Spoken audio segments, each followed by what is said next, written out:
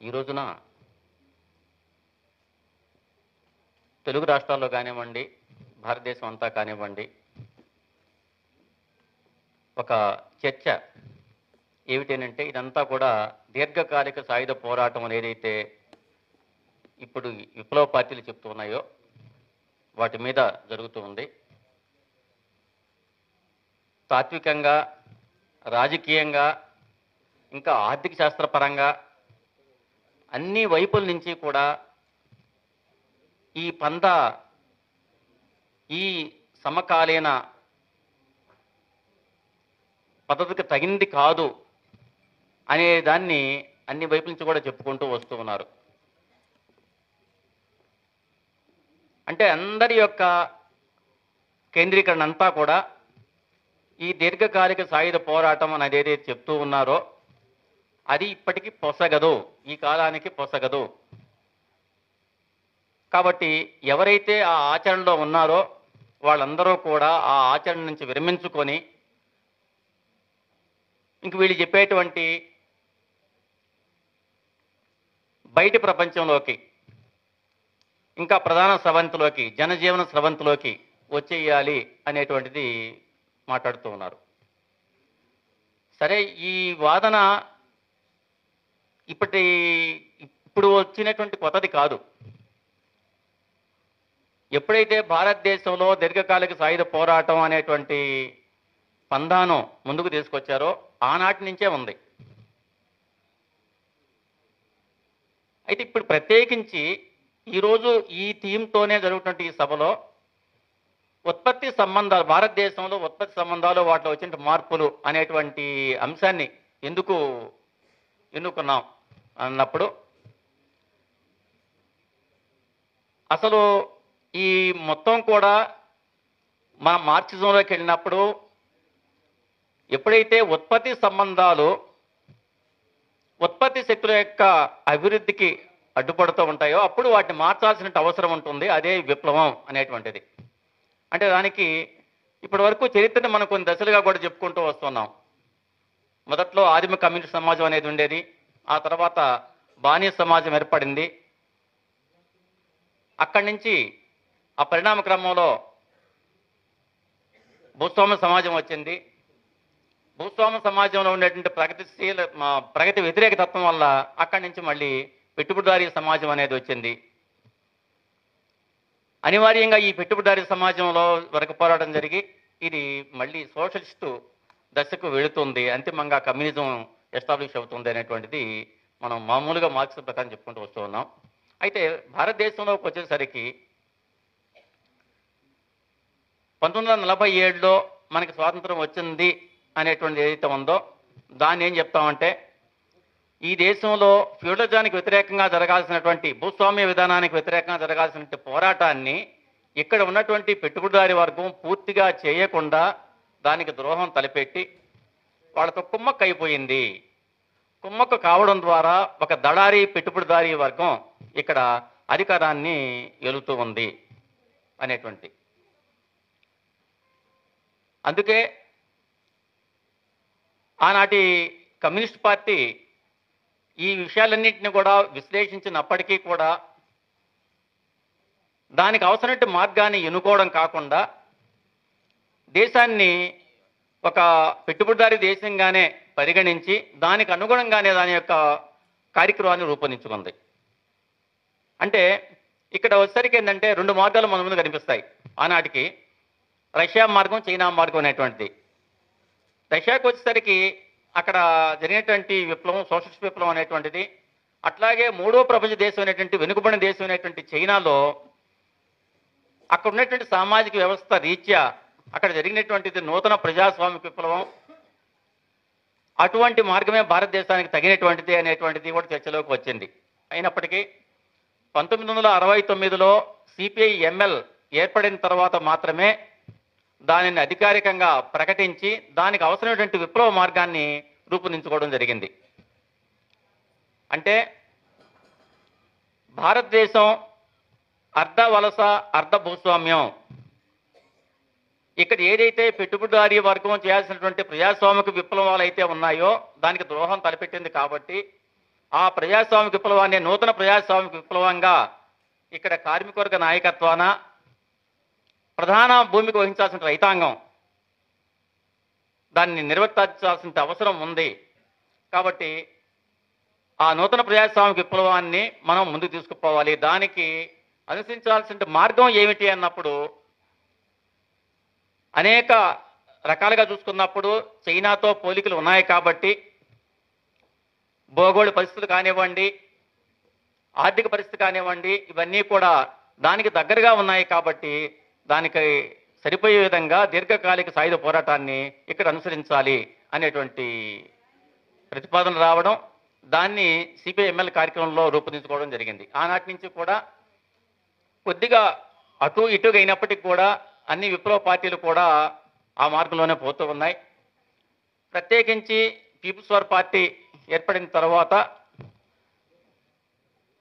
అన్ని రకాలుగా కూడా ప్రాక్టికల్గా ప్రజా సంఘాలను స్థాపించడం, ప్రజా సంఘాల ఆధ్వర్యంలో వర్గ పరిశీలనని నిశ్చితంగా చేయడం, వాటిలో నుంచి వచ్చినటువంటి నిర్ధారణలో నుంచి దండకారణ్యం ఇతర ప్రాంతాలకు మొత్తానికి కూడా ఉద్యమాన్ని విస్తరింపజేయడం, ఇదంతా కూడా ఆచరణాత్మకంగా కొనసాగింది.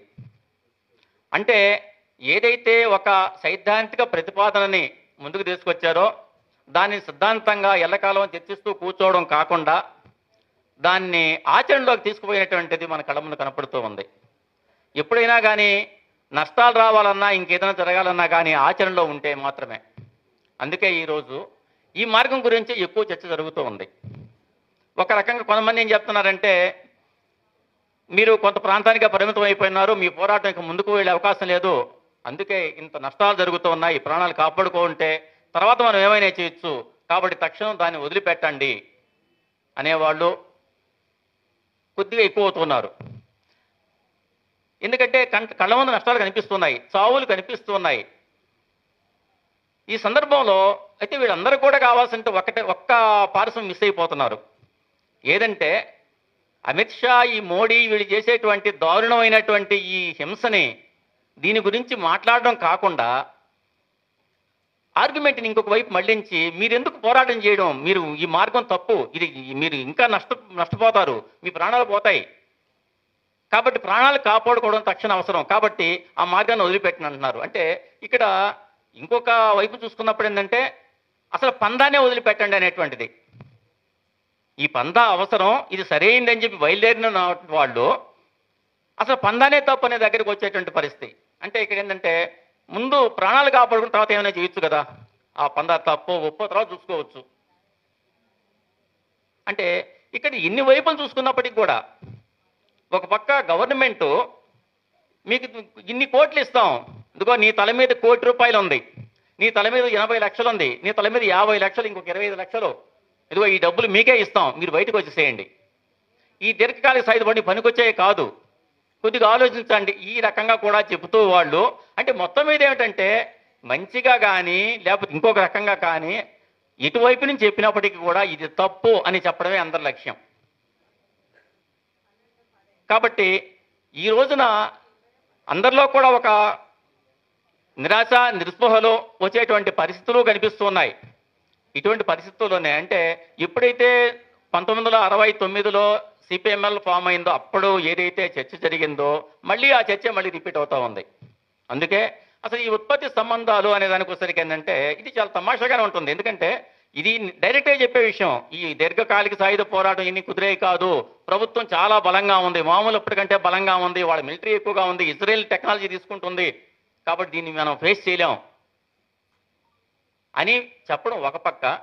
ఇంకో పక్క చాలా బాగా ఉంటుంది, ఇది సమాజం మారిపోయింది, మీరు అనుకున్నటువంటి భూస్వాములు లేదా శత్రువులు అటువంటి లేరు, ఆ రకమైన దోపిడీ లేదు, కాబట్టి ఈ మార్గాన్ని ఎంచుకోవడం ద్వారా మీ ప్రాణాలు పోవడం తప్పించి ఉపయోగం లేదు, ఎందుకంటే సమాజం మారిపోయింది, కాబట్టి మీరు ఇప్పటికీ కూడా చాలామంది జనాభాలో లేకుండా పోతున్నారు. ఇంతకుముందు అజిత్ గారు చెప్పినంత కూడా పాయింట్ వచ్చింది, అంటే జనానికి దూరం అయి ఉన్నారు అనేటువంటిది. ఏ జనానికి దూరం అయి ఉన్నారు? ఇక్కడ చాలామంది ఇటీవల బయటకు వచ్చేసిన వాళ్ళు కూడా ఒక సెల్ ఫోన్లో ఉండేటువంటి ఆ వాట్సాప్ను చూసో, ఫేస్బుక్ను చూసో, లేకపోతే ఈ టీవీ గొట్టాలను చూసో ఇదే ప్రపంచం అయిపోయి ఉంది. ఇదే చాలా అద్భుతమైనటువంటి అభివృద్ధి చెందిన పెట్టుబడిదారీ విధానంగా కనిపిస్తూ ఉంది. భారతదేశం అంతా ఇవే ఉన్నాయి. ఈ రకమైన భ్రమలకి లోయినట్టు పరిస్థితి ఇప్పుడు ఎక్కువ కనిపిస్తూ ఉంది. అంటే మొత్తం మీద ఈ ఆర్గ్యుమెంట్లో అంటే సమాజం మారింది, మారిన సమాజానికి అనుగుణంగా మనం మారడం లేదు, కాబట్టి మనం మారాలి అంటే అర్థం ఏంటంటే, దానికి అంటే డైరెక్ట్గా చెప్పుకుంటే అర్థం ఏమిటంటే, ఇది మొత్తం ఉద్దేశం మనం బయటికి రావాలి, అందరం ఇలాగే ఉండాలి. అంటే ఇది పెట్టుబడిదారీ దేశం ఉన్నప్పుడు అక్కడ ఉన్నటువంటి రాజకీయ విధానాలు కానివ్వండి, ఉద్యమ రూపాలు కానివ్వండి, అన్నీ ఎట్లా ఉంటాయంటే ప్రజాస్వామికంగా ఉంటాయి. ఇది ప్రజాస్వామ్యం. పెట్టుబడిదారీ ఆర్థిక వ్యవస్థ యొక్క రాజకీయ స్వరూపం ప్రజాస్వామ్యం. ఈ ప్రజాస్వామ్యం ఇక్కడ అమలు జరుగుతూ ఉంది. ఎన్నికలు ఉన్నాయి. ఎన్నికల ద్వారా మనం అధికారంలోకి రావచ్చు. ఎవరైనా అధికారం రావచ్చు. పేదవాడు కావచ్చు, లేకపోతే కులాల పరంగా చూస్తున్నప్పుడు దళితులు కావచ్చు, ఎవరైనా అధికారంలోకి వచ్చే అవకాశం ఉంది. కాబట్టి ఈ పోరాటం ఎందుకు, ఆయుధాలు ఎందుకు మనకి? దానికి కూడా ఇటీవల మనకు అర్థమవుతూనే ఉంది. ఆఖరికి రాహుల్ గాంధీ కూడా ఓట్ చోరీ దగ్గరికి వెళ్ళిపోయేసి ఏమీ చేయలేని పరిస్థితిలో కూలబడ్డ పరిస్థితి మనకు కళ్ళ ముందు కనిపిస్తూ ఉంది. దాదాపుగా ఎప్పటి నుంచో పార్లమెంటరీ విధానం అనేది మనం అనుకునే సాయుధ పోరాటానికంటే ముందు ప్రారంభమైంది. అది కుళ్ళిపోయింది, అది సాధ్యం కాదు అనుకున్న తర్వాత మాత్రమే ఈ సాయుధ పోరాటం అనేది ఎజెండాలోకి వచ్చింది. అటువంటిది దాని గురించి ఈరోజు మళ్ళీ అది సరిపోతుందా సరిపోదా అనేటువంటి చర్చ మనం అంత అవసరం లేదు వాస్తవానికైతే. కానీ ఏదైతే ఇప్పుడు ఈ దాడి జరుగుతుందో దాంట్లో నుంచి అంటే అందరిలో కూడా ఒక రకమైనటువంటి నమ్మకాన్ని క్రియేట్ చేయడం కోసంగా మళ్ళీ దీన్ని మాట్లాడాల్సిన అవసరం వస్తూ ఉంది. అందుకే మిత్రులారా, ఇప్పుడు ఏదైతే ఈ సమాజం మారింది, ఇది పెట్టుబడిదారీ విధానంలోకి వచ్చిందని అంటూ ఉన్నారో అది మన కళ్ళ ముందు మనకు అనిపిస్తూ ఉంది. ఎక్కడా కూడా ఈ పెట్టుబడిదారీ సంబంధాలు అనేటువంటి కొన్ని ప్రాంతాల్లో కొంత కనిపించినప్పటికీ కూడా సమాజం మౌలికంగా ఈనాటికి కూడా పెట్టుబడిదారీ సమాజంగా మారలేదు. ఇది ఇప్పటికీ కూడా అర్ధ వలసగానే ఉంది, అర్ధ భూస్వామ్యంగానే ఉంది. ఇది భూస్వామ్య సమాజం అనటంలే, అర్ధ భూస్వామ్య సమాజంగా ఉంది అనేటువంటి దాన్ని ఒక పక్క ఆచరణలో ఉన్నటువంటి వాళ్ళు ఎలుగెత్తి చాడుతూనే ఉన్నారు. అది వాళ్ళు ఏదో గుడ్డిగా చేయడం కూడా కాదు. దాదాపుగా విపరీతమైన నిర్బంధం ఉన్నప్పటికీ, అవకాశాలు లేనప్పటికీ దానికి అవసరమైనటువంటి బృందాలను ఏర్పరిచి సమాజ విశ్లేషణ చేయడం అనేది కూడా జరిగింది. ఆ ప్రకారంగా కూడా తిరిగి 2021లో మావోయిస్ట్ పార్టీ ఒక డాక్యుమెంట్ కూడా దాని మీద రిలీజ్ చేసింది. ఇదే పేరుతో భారతదేశంలో ఉత్పత్తి సంబంధాలు అనేటువంటి పేరుతో. దాంట్లో చాలా వివరంగా అన్ని వివరాలను కూడా తీసుకొని వచ్చి ఇది ఏ రకంగా భారతదేశంలో ఉన్నటువంటి ప్రస్తుత ఉత్పత్తి సంబంధాలు అర్ధవలస అర్ధ భూస్వామ్యంగానే ఉన్నాయి అనే దాన్ని చాలా ఉదాహరణతో కూడా చెప్పడం జరిగింది. సరే, అవన్నీ కూడా ఏంటంటే దాదాపుగా అనేక రూపాల్లో అనేక మంది ఉపన్యాసాలు కానివ్వండి, అనేక వ్యాసాలు కానివ్వండి వస్తూనే ఉన్నాయి. అయితే ఈనాటికి కూడా ఎవరైతే ఈ పెట్టుబడిదారీ సమాజంగా మారింది అనేటువంటి వాదనని తీసుకొస్తూ ఉన్నారో వాళ్ళు ఈనాటికి కూడా ఏ రకమైన ఆచరణలోకి వెళ్ళిన పరిస్థితి లేదు. దానికి ఈ రకమైనటువంటి విధానం ద్వారా మనం సోషలిస్ట్ విప్లవాన్ని ఇక్కడ తీసుకురాగలం అనేటువంటి దానికి దాఖలాలు లేవు. అంతిమంగా చూసుకున్నప్పుడు ఏమిటంటే ఇది దేనికి ఉపయోగపడుతుందనంటే, ఏదైతే ఒక పార్టీ ఆ విధానాన్ని మాత్రమే నమ్మి దానికోసం ప్రాణాల మొత్తాన్ని త్యాగం చేస్తూ ముందుకు పోతూ ఉందో దాని మీద అవిశ్వాసాన్ని సృష్టించడానికి మాత్రమే ఇది ఉపయోగపడుతున్నటువంటి ప్రస్తుతం మనకి అర్థమవుతూ ఉంది. కాబట్టి ఇన్ని రకాల వైపు నుంచి ఈ దాడి జరుగుతూ ఉన్నా ఈ దాడిని ఒకవైపు ఈ నిర్బంధంలో కూడా దాన్ని ఖండిస్తూ ఈ నష్టాలు ఉన్నప్పటికీ కూడా నష్టాలు లేవని మేము అనుకోలేదు, ఈ నష్టాలు వస్తాయని అనుకున్నాం, నష్టాలను మేము ఎదుర్కొంటాం అన్నటువంటి వాళ్ళు కొంతమంది అయినా కానీ ఈ రోజుకి కూడా ఆ మార్గాన్నే నమ్ముకుని ప్రయాణం చేస్తూ ఉన్నారు. ఈరోజు ఇక్కడ మేము మాట్లాడాల్సినటువంటి విషయం ఏమిటంటే, ఇదిగో ఈ ఈ ఏదైతే ఈ మార్గం ఉందో ఇదే మార్గం 1969లో కూడా అనేక మందికి సమాధానం చెప్పాల్సినటువంటి పరిస్థితి ఏర్పడింది.